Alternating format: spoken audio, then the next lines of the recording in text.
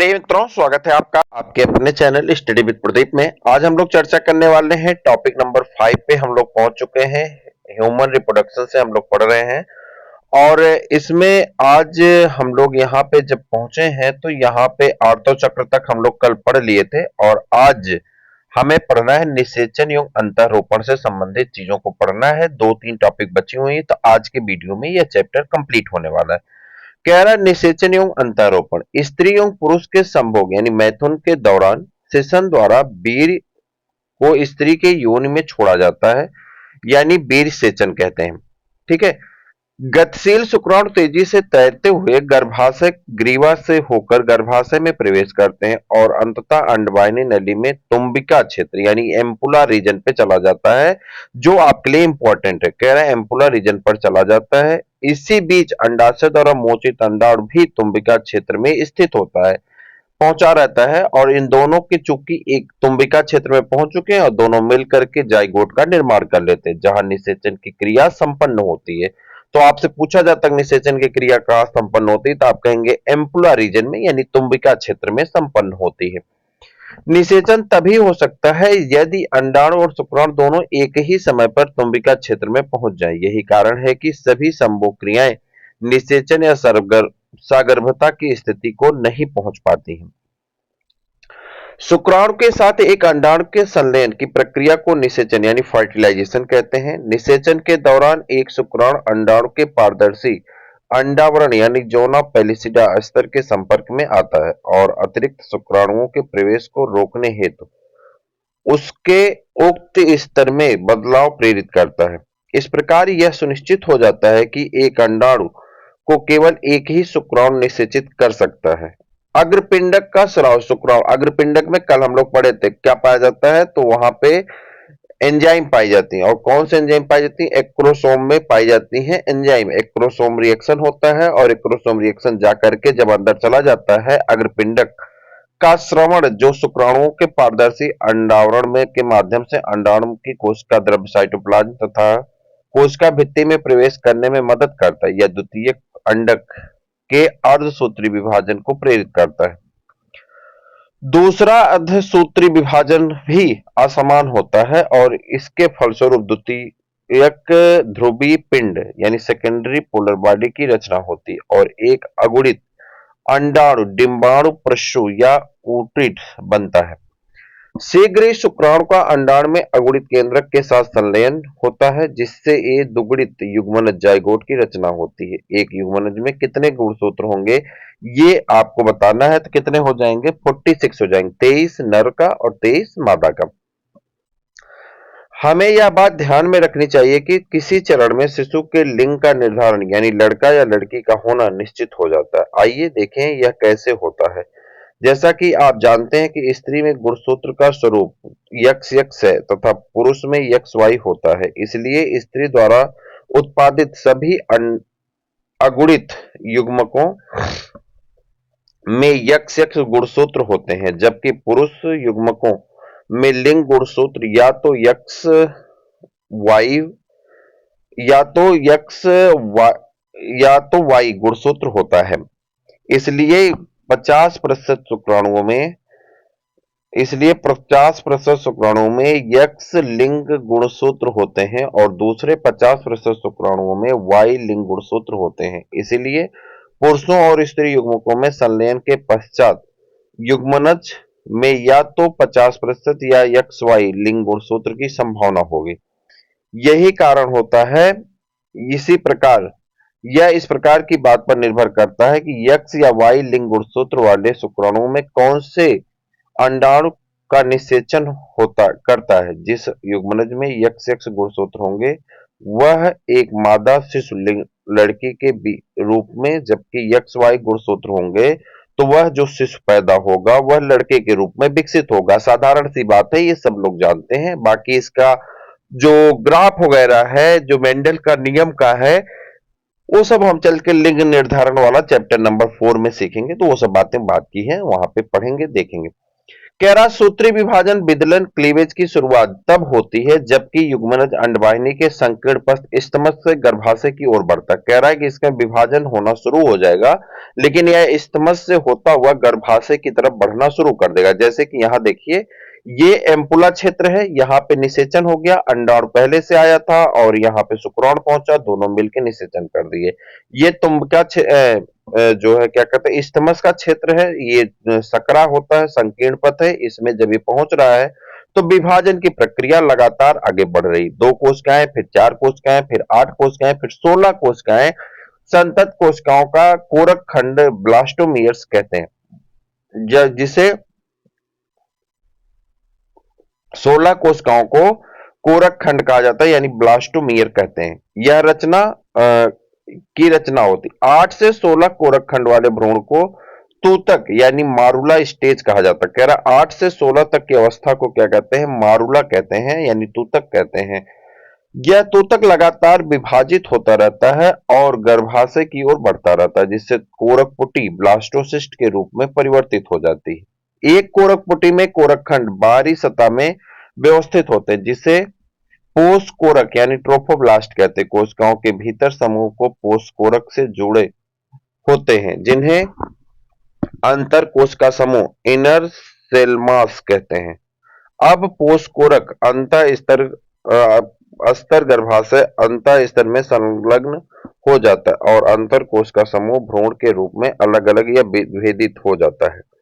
संलग्न होने के बाद गर्भाशयी कोशिकाएं तेजी से विभक्त होती हैं और कोरकपुटी को आवृत कर लेती हैं, जिससे परिणामस्वरूप कोरकपुटी गर्भाशय अंतःस्तर में अंतः स्थापित एम्बेडेड हो जाती है। अतः इसे अंतःरोपण इम्प्लांटेशन कहते हैं और बाद में यह सगर्भता का रूप धारण कर लेती है। सगर्भता या भ्रूणी परिवर्धन, भ्रूण के अंतरोपण के पश्चात पोषकोरक पर अंगुली जैसी संरचनाएं उभरती हैं, जिन्हें जरायुज अंकुरक यानी कोरियान बिलाई कहते हैं। यह जरायु अंकुरक गर्भाशयी ऊतक और मातृ रक्त से आच्छादित होते हैं। जरायु अंकुरक और गर्भाशयी ऊतक एक दूसरे के साथ अंतरांगुलिक युक्त यानी इंटरडिजिटेटेड हो जाते हैं और संयुक्त रूप से परिवर्धनशील भ्रूण गर्भ और मातृ कोशिका में के साथ एक संरचनात्मक और क्रियात्मक इकाई को गठित करते हैं, जिसे अपरा कहते हैं।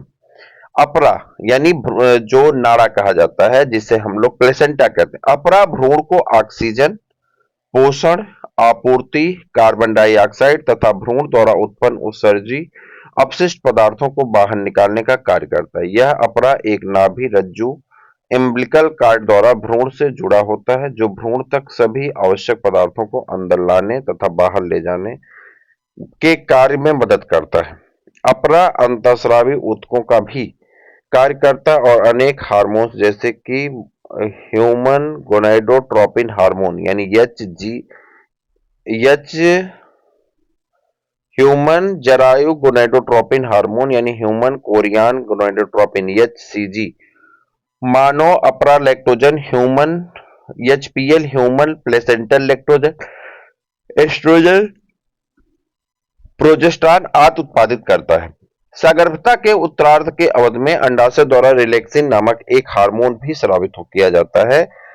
हमें यह याद रखना चाहिए कि HCG, HPL और रिलैक्सिन स्त्री में केवल सगर्भता की स्थिति में ही उत्पादित होते हैं। इसके अलावा दूसरे हार्मोन जैसे estrogen, progesterone, cortisol, prolactin, thyroxine आदि की भी मात्रा सगर्भता के दौरान माता के रक्त में कई गुना बढ़ जाती है। इस हार्मोन्स के उत्पादन में बढ़ोतरी होना भी भ्रूण वृद्धि, माता की उपापचय क्रियाओं में परिवर्तनों तथा सगर्भता को बनाए रखने के लिए आवश्यक होता है। अंतरोपण के तुरंत बाद अंतर कोशिका समूह भ्रूण बाह्य त्वचा एक्टोडर्म नामक एक बाहरी स्तर और अंतस्त्वचा एंडोडर्म नामक एक भीतरी स्तर में विभाजित हो जाती है। इस बाह्य त्वचा और अंतस्त्वचा के बीच जल्द ही मध्यजन ऊतक मेजोडर्म प्रकट होता है। ये तीनों ही स्तर वयस्कों में सभी ऊतकों अंगों का निर्माण करते हैं। यहाँ यह उल्लेख करना आवश्यक है कि अंतर कोशिका समूह में कुछ निश्चित तरह की कोशिकाएं, जिसे स्टेम कोशिकाएं कहते हैं, समाहित होती हैं। इनमें एक क्षमता होती है कि वे सभी अंगों या ऊतकों को उत्पन्न कर सकती हैं। सगर्भता की विभिन्न महीनों में भ्रूण परिवर्धन के परंतु लक्षण क्या-क्या होते हैं? मानव की सगर्भता की अवधि 9 महीने की होती है। अतः क्या आप जानते हैं हाथी किसका किसका कुत्ते, हाथी, बिल्ली आदि की अवध? मानव में 1 महीने की सगर्भता के बाद भ्रूण का हृदय निर्मित होता है। एक बढ़ते हुए भ्रूण का पहला संकेत स्टेथोस्कोप से हृदय की धड़कनों को ध्यानपूर्वक सुना जा सकता है। सगर्भता के दूसरे माह के अंत तक भ्रूण के पाद और अंगुलियां विकसित हो जाती हैं। 12वें सप्ताह पहली तिमाही के अंत तक लगभग सभी प्रमुख अंग तंतुओं की रचना हो जाती है। उदाहरण के लिए पाद और बाह्य जनन अंग अच्छी तरह विकसित हो जाते हैं। गर्भावस्था के 5वें माह के दौरान गर्भ की पहली गतिशीलता और सिर पर बालों का उगाना सामान्यतः देखा जा सकता है। लगभग 24वें सप्ताह के अंत तक दूसरी तिमाही के अंत में पूरे शरीर पर कोमल बाल निकल आते हैं। आंखों की पलकें अलग-अलग हो जाती हैं और बरौनियां बन जाती हैं। गर्भाशय के 9वें माह के अंत में भ्रूण पूर्ण रूप से विकसित हो जाता है और प्रसव के लिए तैयार हो जाता है। प्रसव और दुग्ध श्रावण लास्ट हेडिंग है इस चैप्टर की।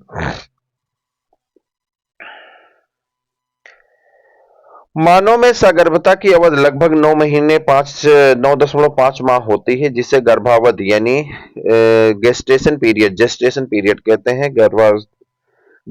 सगर्भता के अंत में गर्भाशय में जोरदार संकुचन के कारण गर्भ बाहर निकल आता है। गर्भ के बाहर निकलने की इस प्रक्रिया को शिशु जन्म या प्रसव कहा जाता है, पार्चुरेशन कहते हैं।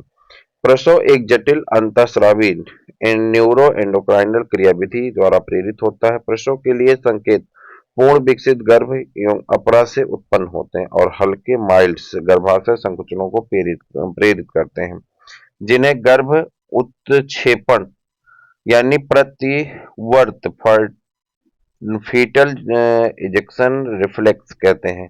यह मात्र पीयूष ग्रंथ से ऑक्सीटोसिन के निकलने की क्रिया को सक्रिय बनाती है। ऑक्सीटोसिन गर्भाशय पेशी पर कार्य करता है और इस कारण जोर-जोर से गर्भाशय संकुचन होने लगता है। गर्भाशय संकुचन ऑक्सीटोसिन के अधिक स्राव को उद्दीपित करता है। गर्भाशय संकुचनों तथा ऑक्सीटोसिन स्राव के बीच लगातार उद्दीपक परिवर्तन के कारण एक संकुचन तीव्र से तीव्रतर होता जाता है, जिससे शिशु मां के गर्भाशय में जनन बाल नाल द्वारा बाहर आ जाता है, यानी प्रसव संपन्न हो जाता है।